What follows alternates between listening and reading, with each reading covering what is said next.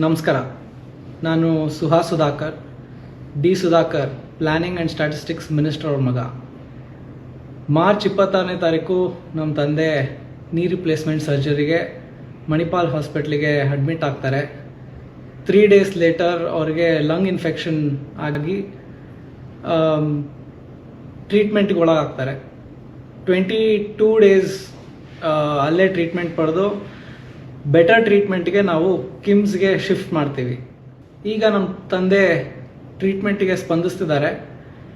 ಆದರೆ ಮೊನ್ನೆ ಚಿತ್ರದುರ್ಗದಲ್ಲಿ ಕೇಂದ್ರ ಸಚಿವರೊಬ್ಬರು ನಮ್ಮ ತಂದೆ ಅನಾರೋಗ್ಯವನ್ನು ಇಟ್ಕೊಂಡು ಅವರ ರಾಜಕೀಯ ಉದ್ದೇಶಕ್ಕಾಗಿ ಬಳಸ್ಕೊಂಡಿದ್ದಾರೆ. ಈ ಪರಿಸ್ಥಿತಿಯಲ್ಲಿ ಯಾರ್ದೋ ರಾಜಕೀಯ ಜಿದ್ದಾಜಿದ್ದಿಗಾಗಿ ನಮ್ಮ ತಂದೆಯ ಅನಾರೋಗ್ಯವನ್ನು ಹೆಬ್ಬಟ್ಟು ವಿಚಾರಕ್ಕೆ ಯೂಸ್ ಮಾಡಿರೋದು ನಮ್ಮ ಕುಟುಂಬಕ್ಕೆ ನೋವು ಮಾಡಿದೆ. ಈಗಾಗಲೇ ನಮ್ಮ ತಂದೆ ಆರೋಗ್ಯ ಬಗ್ಗೆ CM ಸಾಹೇಬರು, DCM ಸಾಹೇಬರು, ಅನೇಕ ಮಂತ್ರಿಗಳು ಮತ್ತು ಶಾಸಕರು ಆಸ್ಪತ್ರೆ ಬಂದೋಗಿದ್ದಾರೆ ಮತ್ತು ನಮ್ಮ ಜೊತೆ ಕಾಂಟ್ಯಾಕ್ಟಲ್ಲೂ ಇದ್ದಾರೆ. ನಮ್ಮ ತಂದೆಯವರು ಆದಷ್ಟು ಬೇಗ ಗುಣಮುಖರಾಗಿ ಬರ್ತಾರೆ ಅಂತ ನಮಗೆ ಒಂದು ನಂಬಿಕೆ ಇದೆ. ನಮಸ್ಕಾರ. ನಾನು Suhas Sudhakar, D Sudhakar, planning and statistics minister ಅವ್ರ ಮಗ. ಮಾರ್ಚ್ 26ನೇ ತಾರೀಕು ನಮ್ಮ ತಂದೆ ನೀ ರಿಪ್ಲೇಸ್ಮೆಂಟ್ ಸರ್ಜರಿಗೆ ಮಣಿಪಾಲ್ ಹಾಸ್ಪಿಟ್ಲಿಗೆ ಅಡ್ಮಿಟ್ ಆಗ್ತಾರೆ. 3 ಡೇಸ್ ಲೇಟರ್ ಅವ್ರಿಗೆ ಲಂಗ್ ಇನ್ಫೆಕ್ಷನ್ ಆಗಿ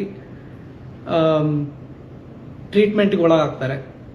22 ಡೇಸ್ ಅಲ್ಲೇ ಟ್ರೀಟ್ಮೆಂಟ್ ಪಡೆದು ಬೆಟರ್ ಟ್ರೀಟ್ಮೆಂಟ್ಗೆ ನಾವು ಕಿಮ್ಸ್ಗೆ ಶಿಫ್ಟ್ ಮಾಡ್ತೀವಿ. ಈಗ ನಮ್ಮ ತಂದೆ ಟ್ರೀಟ್ಮೆಂಟಿಗೆ ಸ್ಪಂದಿಸ್ತಿದ್ದಾರೆ. ಆದರೆ ಮೊನ್ನೆ ಚಿತ್ರದುರ್ಗದಲ್ಲಿ ಕೇಂದ್ರ ಸಚಿವರೊಬ್ಬರು ನಮ್ಮ ತಂದೆ ಅನಾರೋಗ್ಯವನ್ನು ಇಟ್ಕೊಂಡು ಅವರ ರಾಜಕೀಯ ಉದ್ದೇಶಕ್ಕಾಗಿ ಬಳಸ್ಕೊಂಡಿದ್ದಾರೆ. ಈ ಪರಿಸ್ಥಿತಿಯಲ್ಲಿ ಯಾರ್ದೋ ರಾಜಕೀಯ ಜಿದ್ದಾಜಿದ್ದಿಗಾಗಿ ನಮ್ಮ ತಂದೆಯ ಅನಾರೋಗ್ಯವನ್ನು ಹೆಬ್ಬಟ್ಟು ವಿಚಾರಕ್ಕೆ ಯೂಸ್ ಮಾಡಿರೋದು ನಮ್ಮ ಕುಟುಂಬಕ್ಕೆ ನೋವು ಮಾಡಿದೆ. ಈಗಾಗಲೇ ನಮ್ಮ ತಂದೆ ಆರೋಗ್ಯ ಬಗ್ಗೆ CM ಸಾಹೇಬರು, DCM ಸಾಹೇಬರು, ಅನೇಕ ಮಂತ್ರಿಗಳು ಮತ್ತು ಶಾಸಕರು ಆಸ್ಪತ್ರೆ ಬಂದೋಗಿದ್ದಾರೆ ಮತ್ತು ನಮ್ಮ ಜೊತೆ ಕಾಂಟ್ಯಾಕ್ಟಲ್ಲೂ ಇದ್ದಾರೆ. ನಮ್ಮ ತಂದೆಯವರು ಆದಷ್ಟು ಬೇಗ ಗುಣಮುಖರಾಗಿ ಬರ್ತಾರೆ ಅಂತ ನಮಗೆ ಒಂದು ನಂಬಿಕೆ ಇದೆ.